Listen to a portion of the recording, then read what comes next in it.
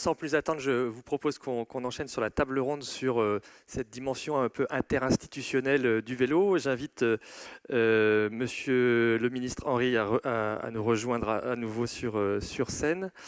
Monsieur Liégeois, qui est directeur des investissements de transport innovant et durable à la Direction générale des mobilités et des transports à la Commission européenne. Et Monsieur De Scutter, qui est directeur de l'Union des villes et communes de Wallonie. Et j'excuse Monsieur Gilles Quinet, le ministre des Transports fédéral, qui n'a pas pu venir ce matin. Je crois qu'il est pris par un conseil des ministres. Donc, évidemment, il y a des priorités.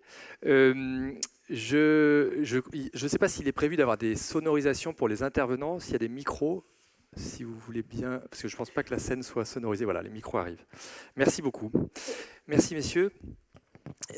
Donc cette table ronde dédiée à cette, au fait que le vélo prend une dimension institutionnelle un peu à toutes les échelles. On a eu avec les deux premières interventions une présentation de ce qui se passe à l'échelle de la région wallonne. Alors peut-être en allant du plus haut au plus local. Monsieur Liégeois, peut-être est-ce que vous pouvez nous rappeler les initiatives qu'ont pris la Commission et les différentes institutions européennes pour développer un plan vélo, et puis peut-être d'insister sur quel est l'intérêt pour l'Europe de se positionner sur cette dimension du vélo avec la déclaration européenne pour le vélo qui a été signée récemment. Voilà, est-ce qu'il était nécessaire, est-ce qu'il est utile que la Commission prenne le vélo à ce niveau ? Alors tout d'abord, j'espère que ça marche le micro. Alors, oui. je pense que ça va. Alors je voudrais tout d'abord signaler que c'est une très belle déclaration qui a été adoptée par les différentes institutions. Et très souvent, c'est la Commission qui prend l'initiative et qui essaye de convaincre ses partenaires, les États membres, du bien fondé d'une initiative. Et ici, dans ce cas-ci, ce sont en fait les États membres, une bonne partie des États membres qui ont demandé à la Commission de mettre en place, de développer cette déclaration. La Belgique a été active, je crois. La Belgique a été bien évidemment active avec d'autres États membres et du coup les autres institutions, en particulier le Parlement, ont embrayé. Donc là, je dirais qu'il y a eu une très bonne dynamique dès le point de départ et on est arrivé à cette déclaration. Si vous lisez la déclaration, il y a pas mal de chapitres et ce qu'on remarque, c'est qu'il y a, je ne parlerai pas de compétences partagées, mais plutôt de responsabilités partagées. Donc il y a vraiment un ensemble de partenaires, institutionnels évidemment, au niveau européen, au niveau national, régional, local, mais au niveau également industriel, qui aura, je dirais, la tâche de développer les différentes actions qui ont été développées dans cette déclaration. Alors, sans entrer dans les détails de la déclaration, je crois qu'on peut dire qu'il y a deux grands thèmes qui devront être développés au cours des prochaines années.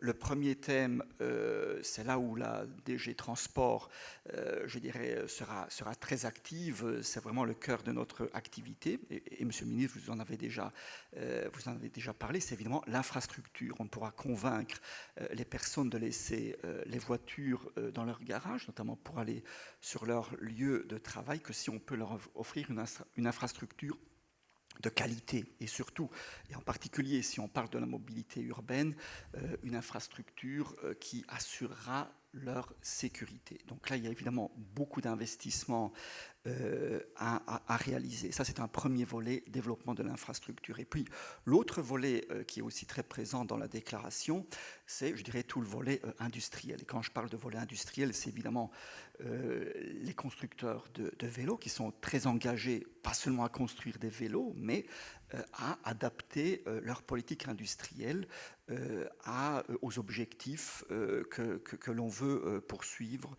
en termes de développement d'une mobilité active. Et autour de tout ce volet industriel, il y a tout un écosystème qui va se créer. Par exemple, la réparation de vélos. Donc, on voit qu'il y aura toutes des opportunités, en particulier de création d'emplois. Donc, ce sera un peu, je dirais, l'articulation que je vois dans cette déclaration infrastructure et l'autre volet qui est le volet industriel.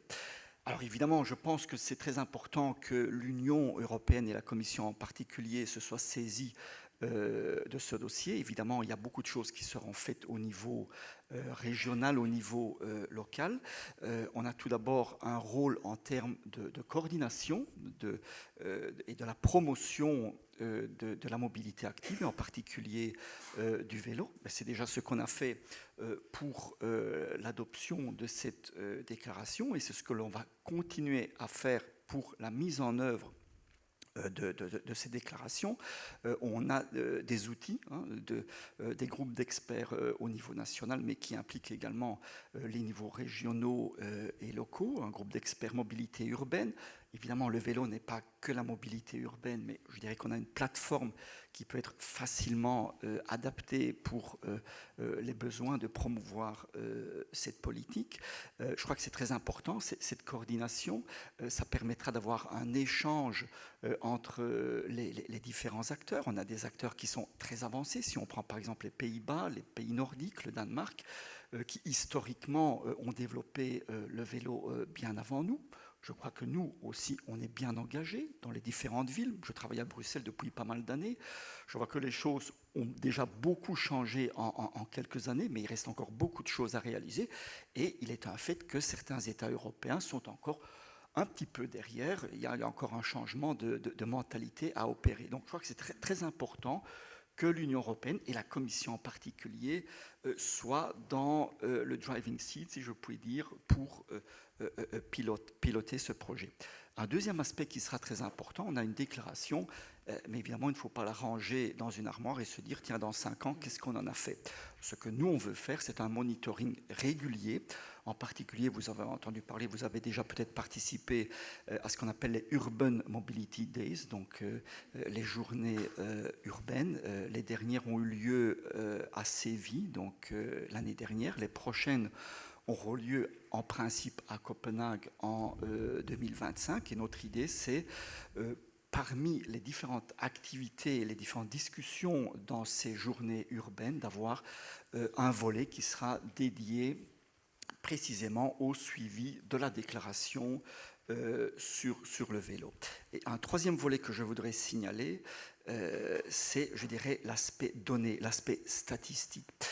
On ne peut développer une bonne politique que si on a une idée claire de où on veut aller. Et si on va avoir une idée claire de où on veut aller, il faut déjà avoir une idée claire de où on est en ce moment, en particulier sur ce qui est disponible en termes d'infrastructures de transport. J'entends qu'il y a déjà pas mal de projets en Wallonie. Donc ce que nous voudrions faire, c'est d'avoir une sorte de cartographie de l'infrastructure cyclable, urbaine bien évidemment, mais au-delà de l'urbain, au niveau de l'Union européenne pour développer une vision à long terme de ce qui doit être développé, et en particulier en termes d'investissement. Merci. Monsieur le ministre Henry, on vous avait déjà détaillé un petit peu le contenu du plan wallon. Est-ce que vous pouvez préciser peut-être un peu pourquoi il était nécessaire de faire un plan à l'échelle régionale qui, en 2022, quand vous avez souhaité en produire un, et pourquoi ne pas laisser finalement cette politique-là à l'échelle communale, tout simplement, et pourquoi est-ce que vous avez pensé qu'il était utile de développer quelque chose à l'échelle régionale ? Alors je pense qu'on a vraiment besoin d'un élan, d'une direction forte en faveur de la mobilité active, du vélo, et aussi sur la politique piétonne, qui elle forcément est un enjeu plus local encore. Pour ce qui concerne le vélo, on a besoin d'un plan régional pour différents éléments. Il y a des éléments qui sont vraiment de nature régionale, d'investissements régionaux, et surtout, on est en train de mettre en place un double niveau de réseau d'infrastructures, comme on l'a d'ailleurs pour les routes, par exemple, ou pour le transport en commun, c'est-à-dire le réseau structurant régional qui va être des tronçons de grands gabarits de longue distance pour relier les communes entre elles, y compris sur de longue distance, et puis le réseau plus local qui lui est vraiment de nature communale et supracommunale pour les liaisons plus locales. Donc ces deux niveaux-là, ils sont nécessaires pour le vélo également, non pas forcément pour faire des trajets de 150 km à vélo, mais si on veut rejoindre par exemple des grandes villes au départ de la périphérie, on déborde bien sûr de l'enjeu communal et on a besoin de réseaux structurants. Et puis on a besoin aussi aussi d'avoir un cadre général, un monitoring de la politique cyclable, un accompagnement des compétences qui se développent et qui sont difficiles à développer individuellement dans chaque commune, parce que les communes sont aussi confrontées à de nombreux besoins. Des besoins supplémentaires en matière aussi climatique, de verdissement, d'économie d'énergie, etc. Et c'est évidemment compliqué pour les communes de réinventer toutes les solutions et de disposer de toutes les compétences techniques à l'échelle de chacune des communes. Donc c'est tout à fait souhaitable qu'il y ait un effet d'échelle, je dirais un encadrement plus général à l'échelle de la région. Mais c'est vrai aussi aux autres niveaux de pouvoir. Je veux vraiment me réjouir d'avoir ici les différents niveaux de pouvoir. Alors on est aussi dans le cadre de la présidence belge, c'est un moment particulier où une interaction spécialement importante, bien sûr, avec le niveau européen, mais avec cette déclaration du vélo, je pense qu'on a vraiment cette interaction avec le fédéral qui soutient la même logique et avec le niveau européen. Et ça peut être surprenant parce qu'on pourrait se dire que finalement la politique cyclable, on peut le faire tout seul en Wallonie, c'est quelque chose de local, on ne va pas faire 500 km à vélo à part quelques exceptions. Mais le fait d'avoir un élan européen, ça change beaucoup en fait. Ça nous met dans un cadre beaucoup plus convaincant, mobilisateur. C'est cohérent aussi avec les objectifs européens globaux, c'est-à-dire que, par exemple, l'Union européenne s'est donné des objectifs de décarbonation très importants, mais aussi adopté des objectifs en matière d'énergie avec le programme REPowerEU, donc vraiment d'encouragement très fort du développement de la politique énergétique dans tous les États pour ces objectifs globaux européens. Mais la mobilité, c'est un autre énorme morceau de la décarbonation. Et donc, on a besoin de faire partie d'un ensemble, d'une approche globale à l'échelle européenne, aussi pour la mobilité active et aussi pour que les Européens finalement puissent se déplacer à l'intérieur de l'Europe et se dire que quand ils vont aller dans un autre pays, ils auront aussi une offre cyclable pour le déplacement local. Peut-être ils peuvent combiner avec le train, etc. Donc ça a vraiment tout son sens et l'action que nous menons ici au niveau de la région, elle est vraiment en adéquation avec les grands principes repris dans la Déclaration européenne. Merci beaucoup. Monsieur Descuter, du point de vue des communes, est-ce que vous confirmez un petit peu cette importance d'avoir des plans à toutes les échelles? En France, effectivement, on entend aussi cette dimension, le fait d'avoir le niveau supérieur qui a une stratégie, ça légitime la stratégie à l'échelle locale, parce que ça lui donne une caisse de résonance, en tout cas une structure qui la dépasse. Est-ce que vous observez ça également dans les communes que vous fédérez? Oui, bien sûr, bonjour à tous. Je pense que c'est vraiment essentiel, effectivement, d'avoir cet effet, comme l'évoquait Monsieur le Ministre, de mobilisation qui transparaît au travers, effectivement, des plans qui sont congruents à toutes les échelles. C'est évidemment un peu comme Monsieur l'observait au niveau européen. Je pense qu'on peut avoir la même observation au niveau des 262 communes wallonnes. Toutes ne sont pas parties du même point et toutes n'ont pas le même niveau de maturité, évidemment, dans le développement de leur politique ou dans même l'évolution de leur vision par rapport à une politique cyclable. Et je pense qu'effectivement, tous ces encadrements, toutes ces incitations et ces exemples mobilisants sont de nature effectivement à inciter, mobiliser, quel que soit le niveau depuis lequel on part. Et je pense que c'est vraiment essentiel de pouvoir travailler dans ce cadre-là. Et je pense que Monsieur le ministre et Monsieur le directeur général l'ont très bien évoqué ce matin. On a mis en place toute une série de pièces du puzzle qui sont nécessaires pour demain faire en sorte que l'ensemble des villes et communes de Wallonie, je le souhaite évidemment en Europe, puissent travailler activement au développement d'une politique cyclable mais qui répondent à l'équilibre qui est souhaitable, à un équilibre qui est évidemment favorable aux modes actifs, mais qui effectivement prend en compte aussi les réalités de terrain. Vous diriez que les 262 communes ou villes de la région wallonne se lancent dans une politique cyclable? Je suis persuadé qu'aujourd'hui, les outils qui ont été mis en place durant les dernières législatures, et singulièrement la dernière, on a évoqué le droit de tirage PIMACI tout à l'heure, sont vraiment des éléments qui sont fondateurs pour que l'ensemble des communes puissent avancer dans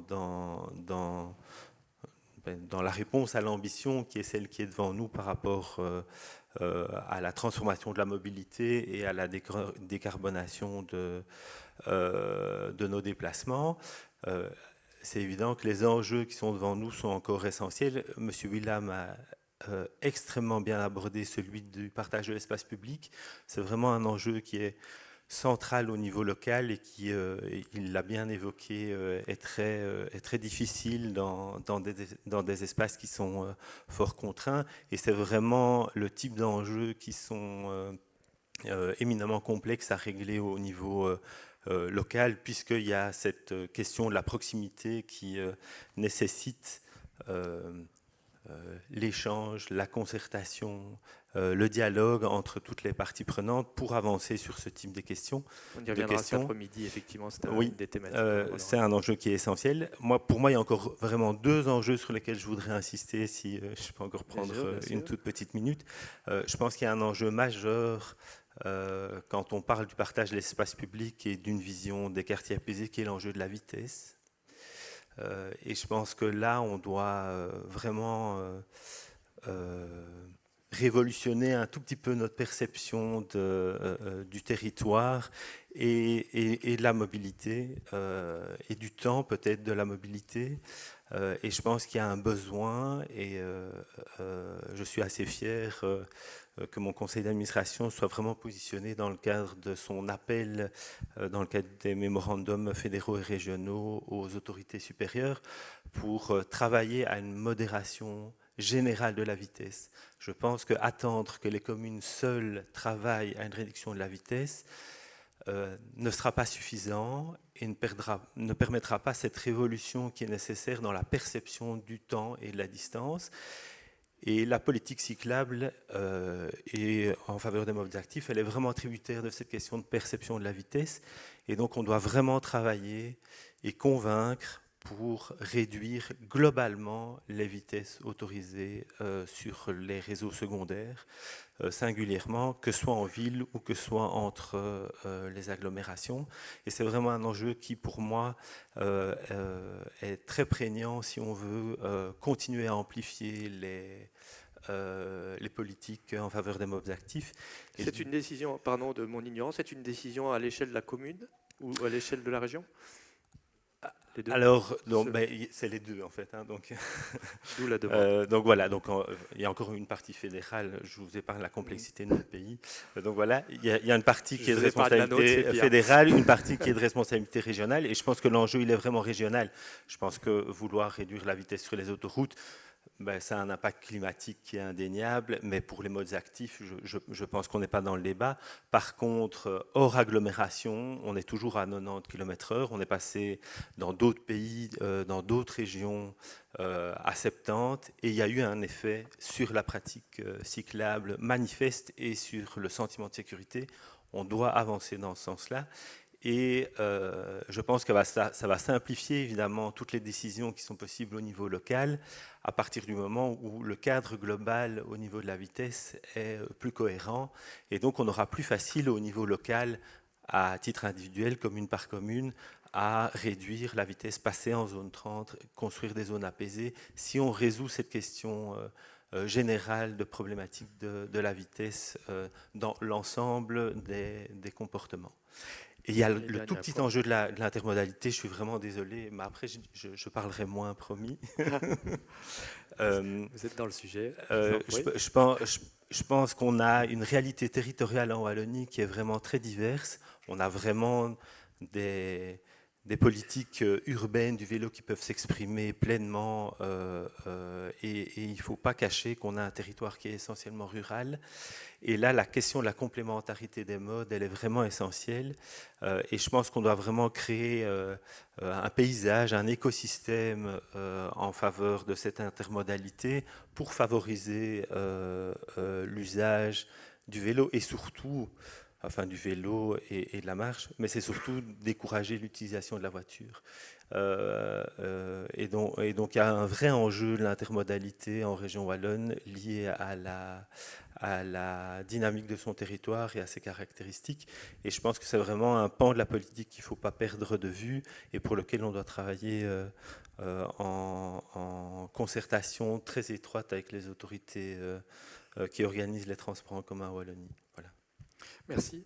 Monsieur le ministre, on a parlé d'infrastructure, vous avez insisté sur les droits de tirage. Voilà, l'aspect financement, il est déterminant dans cette différence d'échelle, enfin dans cette structuration des différentes échelles. Ça a été quelque chose de structurant. Est-ce que vous êtes aujourd'hui satisfait de ce système des droits de tirage spéciaux que vous avez mis en place, et des droits de tirage tout court d'ailleurs peut-être, et voilà, est-ce qu'il y a des étapes à venir pour peut-être couvrir d'autres types de dépenses ou pour peut-être voilà, poursuivre ce sillon qui visiblement vous donne satisfaction? Mais effectivement, le budget, ça reste quand même souvent le nerf de la guerre. Et on sait très bien qu'ici, pour développer la politique cyclable et aussi pour améliorer très fortement la politique piétonne et l'intermodalité, on a besoin de budgets d'infrastructures importants. Et autant l'infrastructure n'est pas la seule chose importante pour la politique cyclable, on a besoin d'une vision complète, on a besoin d'accompagner les jeunes, les brevets cyclistes, de travailler sur le vol de vélo, etc., etc. Autant évidemment que les infrastructures sont un élément majeur, des infrastructures confortables, sécurisées, bien localisées, etc., et que ça coûte de l'argent. Alors, il faut aussi se rappeler qu'on vient d'une situation où l'essentiel des budgets ont été consacrés à la mobilité en voiture, et qu'on est arrivé à une impasse par rapport à cela, puisque nous avons des réseaux qui sont totalement saturés quasiment partout. Que ce soit dans les villes, que ce soit sur les axes autoroutiers, etc., puisqu'on est à une limite des capacités d'absorption possibles. Et de toute façon, c'est absolument pas souhaitable, évidemment, qu'on continue d'avoir autant de déplacements en voiture et aussi d'ailleurs en camion. Et donc, on doit forcément rééquilibrer cette part. Donc, on doit rééquilibrer sur l'espace public la place simplement des différents modes, et on doit aussi rééquilibrer dans les budgets.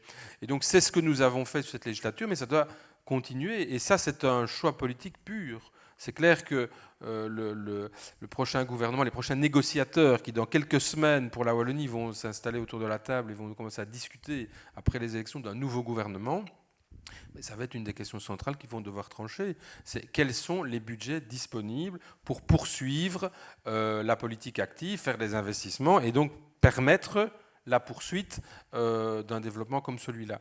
Et alors les budgets disponibles, c'est pour les projets régionaux, les cyclostrades, les infrastructures régionales, et c'est pour l'accompagnement des communes via notamment ce droit de tirage qui, je pense, a effectivement répondu à une attente, puisque au départ la région n'avait pas travaillé sur un droit de tirage, on était sur des logiques d'appel à projet qui étaient considérés comme trop incertains et trop complexes pour les communes qui ont beaucoup de démarches administratives à faire, etc. Donc le droit de tirage, il a le grand avantage d'être plus clair, d'avoir des moyens connus pour la commune. En fonction de ses paramètres, on sait combien il y a de millions disponibles, et il faut répondre à un cahier de charges précis. On le fait, on ne le fait pas.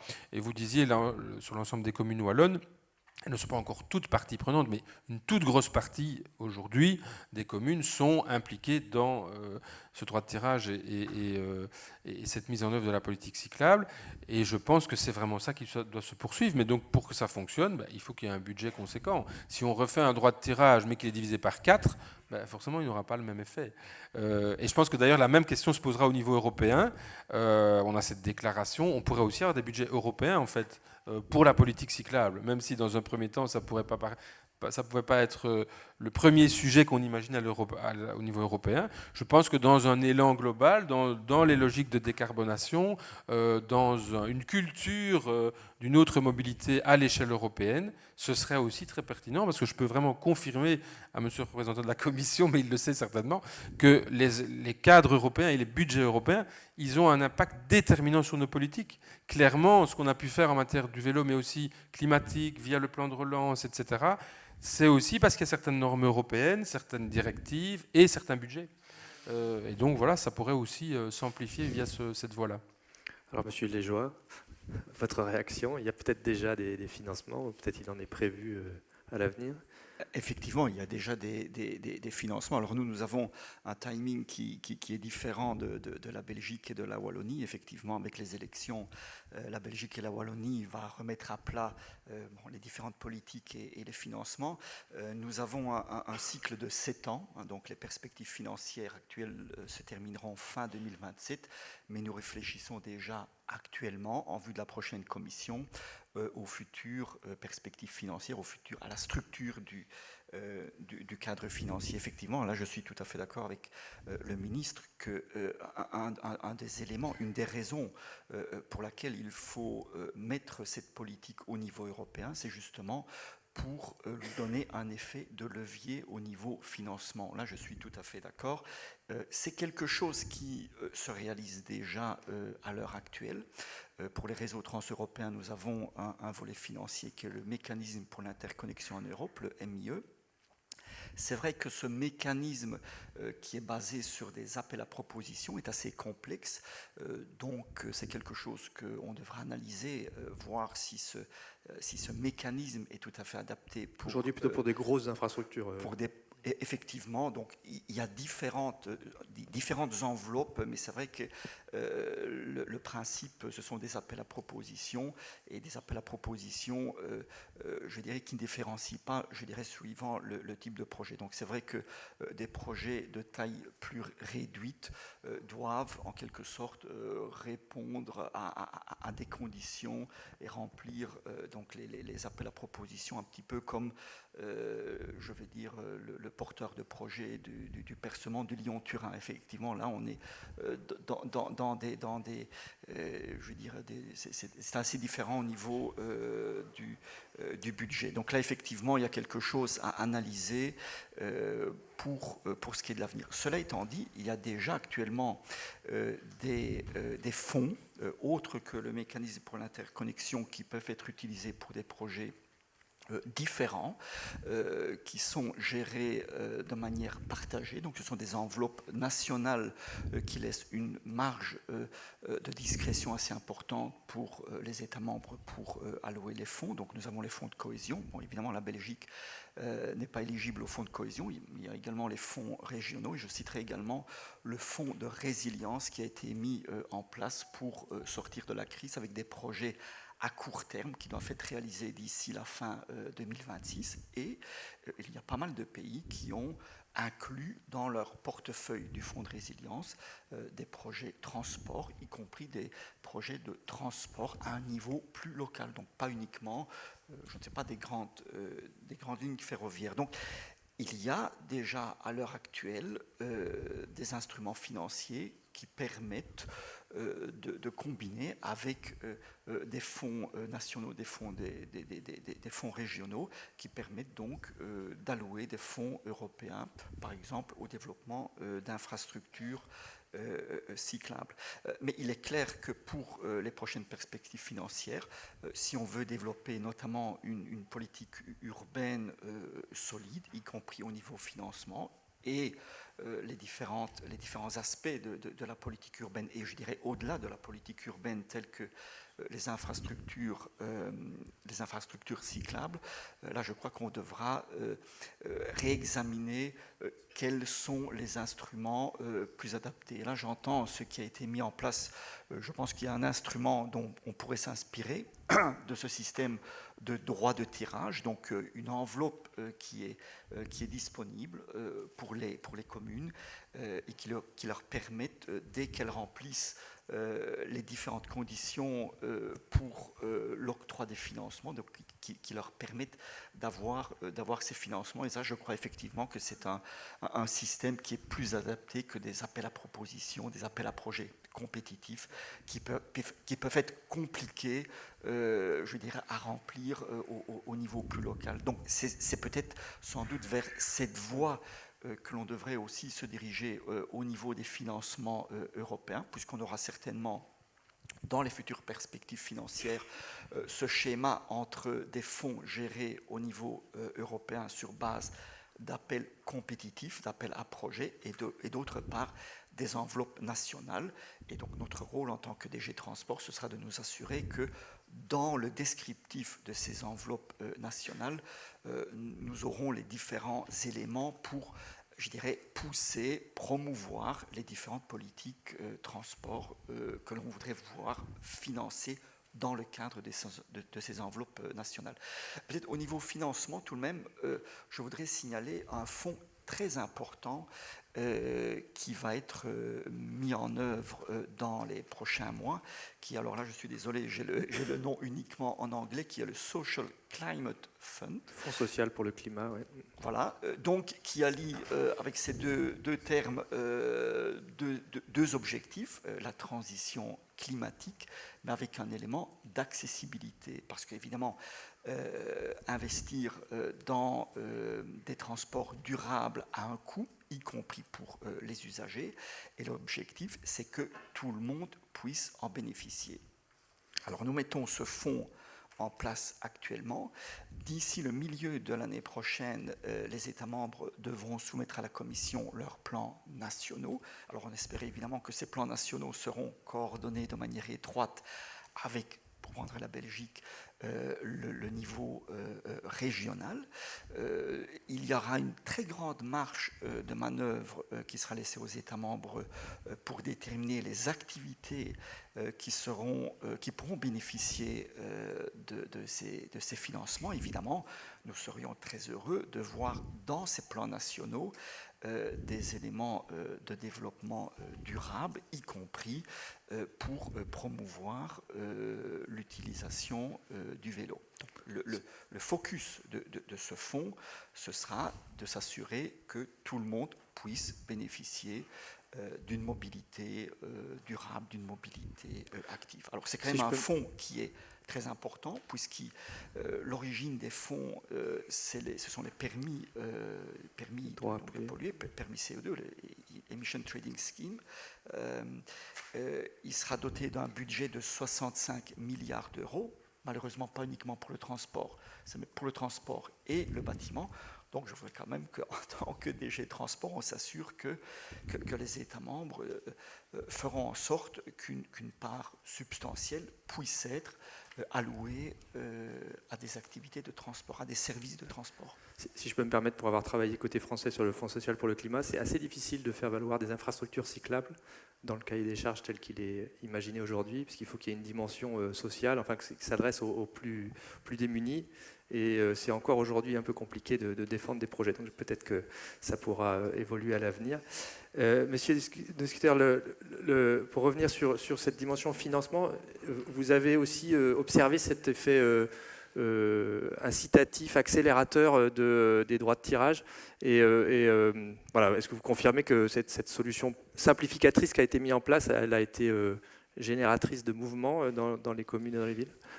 Alors certainement, et je ne peux qu'appuyer évidemment les démarches qui sont faites en Wallonie pour évoluer effectivement progressivement vers plus de droits de tirage. Très globalement, je pense qu'il ne faut pas perdre de vue que les communes sont comme le réceptacle d'énormément de politiques, hein, qu'elles soient fédérales, qu'elles soient régionales, dans toutes les thématiques utiles à la vie de la cité. Et donc la mobilité n'en est qu'un. La complexité, effectivement, pour les communes de répondre à des appels à projets successifs avec des critères qui sont différents, des thématiques qui sont différentes, des orientations qui sont différentes, est évidemment très très complexe et mobilise des ressources que la plupart des communes n'ont même pas, puisqu'on a quand même des communes qui aussi entre 3 000 et 200 000 habitants, et donc on a quand même une part de petites communes qui ont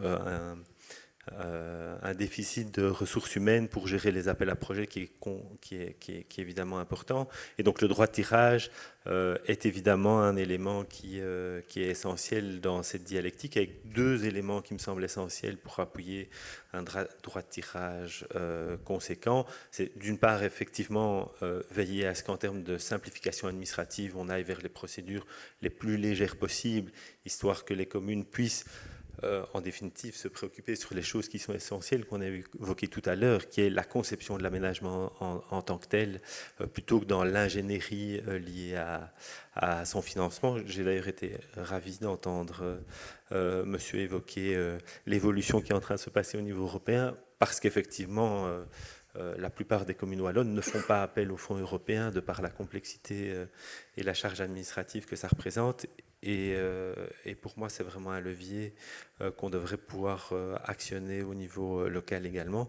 Et le deuxième élément qui me semble évidemment essentiel, c'est la question de la pérennité des moyens qui sont dévolus. On est quand même sur une infrastructure, enfin quand on parle d'infrastructure routière, qu'elle soit spécifique à certains modes ou pas, on est sur des infrastructures qui ont une durée de vie, des besoins d'entretien qui sont quasi connus au moment où on les construit. On sait qu'on a eu un déficit d'investissement qu'on est en train d'essayer de rattraper, et on sait déjà que tout ce qu'on est en train de rénover, on devra y retravailler dans quelques années de manière plus ou moins lourde. Et donc la notion de flux constant de moyens financiers, donc là on doit amplifier parce qu'on a du retard, mais la question de l'entretien, du cycle de vie des infrastructures, elle doit s'envisager aujourd'hui. Donc nous on essaie de plaider auprès de nos membres pour qu'ils aient des portefeuilles de projets en magasin de manière permanente, histoire de pouvoir effectivement rentrer dans une logique de planification quasi cyclique ou permanente par rapport aux moyens qui sont dévolus. Mais il faut effectivement qu'au niveau des pouvoirs supérieurs, les enveloppes suivent et puissent donner en définitive les moyens des ambitions. Je pense que les enjeux qui sont devant nous sont forts, nécessitent des moyens qui sont évidemment élevés, donc on ne peut que plaider pour certainement le maintien du droit de tirage tel qu'il existe aujourd'hui, mais je dirais même son amplification. Il faudrait encore pouvoir multiplier les moyens au moins par 4 pour qu'on puisse arriver à une politique qui nous permette de maintenir l'ambition qui est celle que nous donne l'ONU avec les objectifs de développement durable, ou la Commission avec les différents packages énergétiques et climatiques qui sont devant nous. Merci. On arrive au terme de cette table ronde. Donc peut-être juste en un mot, on a beaucoup parlé vélo, ce qui est logique. En un mot sur la marche, la Wallonia plan piéton, est-ce que c'est les mêmes problématiques, simplement sur un mode de transport différent, si je puis dire, Monsieur le Ministre? Est-ce que, quelques mots, la marche? Alors, il y a des problématiques évidemment tout à fait similaires. On doit avoir une approche globale, on doit avoir du budget, on doit avoir un monitoring, on doit avoir il y a la question de l'espace partagé, justement, qui a été évoquée à plusieurs reprises, qui est tout à fait fondamentale. Et d'ailleurs, c'est un des vrais enjeux, c'est la cohabitation des modes actifs eux-mêmes, puisqu'à certains endroits, on commence à avoir des difficultés de cohabitation des piétons et des cyclistes, parce que l'espace doit être suffisant et bien pensé pour les deux.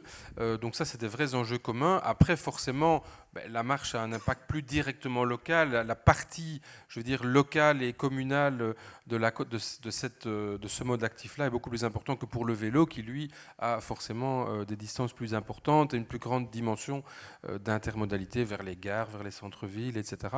Mais l'approche globale est tout de même du même ordre, c'est-à-dire qu'il faut développer des formations, des compétences spécifiques, avoir des experts en la matière, des budgets, du monitoring et surtout une vision complète et un plan d'action. Sinon, on a une vision étroite et alors on passe à côté d'un certain nombre d'enjeux. Merci. Monsieur Liégeois, même question. La marche, il y aura une déclaration européenne de la marche prochainement, selon vous? Ça, je ne vais pas m'engager sur une autre déclaration. Depuis le succès de la déclaration sur le vélo, on a pas mal de demandes pour des déclarations. Cela étant dit, nous nous occupons de mobilité active. Et évidemment, la marche fait partie je veux dire, du panorama que nous voulons développer. D'ailleurs, comme je viens de l'indiquer, nous avons des plateformes d'échange, notamment le groupe urbain urbain, donc que l'on va, je veux dire, adapter aux différentes choses qui sont développées. On a déjà, je dirais, un sous-groupe qui échange sur ces questions de marge. Et puis finalement, les problématiques sont les mêmes, comme vous venez de l'indiquer, Monsieur le Ministre. Avant tout, c'est déjà une question d'infrastructure. Infrastructure pour les vélos, mais également une infrastructure pour, je dirais, accueillir les piétons, notamment dans les zones urbaines. Et voilà, je dirais que le succès d'une politique, quelle qu'elle soit, au niveau européen, c'est d'avoir la vision politique et d'avoir le bras financier. L'un ne peut pas aller sans l'autre. Merci. Monsieur Descuteurs, le mot de la fin sur la marche aussi en quelques mots. Oui, je pense qu'on vient de souligner l'importance d'avoir une vision, et je pense que le plan piéton wallon, effectivement, pose l'enjeu qui est, comme les autres, effectivement essentiel. Alors, il y a peu d'infrastructures spécifiques pour la marche, donc on est effectivement sur des notions de partage de l'espace public, mais il y en a quand même. Hein. Je pense qu'on a quelques villes wallonnes qui se caractérisent par des venelles ou des escaliers, qui sont des infrastructures évidemment spécifiques et qui nécessitent des mises en valeur de l'entretien. En tout cas, ce qui me paraît essentiel, et je pense que le droit de tirage wallon donne aussi une ligne intéressante par rapport à ça, c'est que c'est un mode qui ne doit pas être oublié, et je pense qu'il y a une part du droit de tirage qui, en Wallonie, doit être réservée à des infrastructures liées à la marche, et je pense que c'est effectivement une bonne chose, tout comme l'enveloppe qui doit être réservée pour le vélo ou pour l'intermodalité. Je pense que ça donne le ton, la vision, et ça permet aux communes de mettre en lumière un enjeu qui est aussi important que n'importe quel autre, et de tous ceux qu'elles reçoivent évidemment au niveau local et qui sont multiples. Merci beaucoup. Je vous propose qu'on applaudisse nos 3 intervenants. Merci de votre présence. Et j'ai effectivement, vous pouvez regagner vos places, merci. J'ai effectivement oublié de souligner que cette table ronde de ce matin était aussi organisée au titre de la présidence belge de l'Union européenne, comme Monsieur le ministre l'a signalé.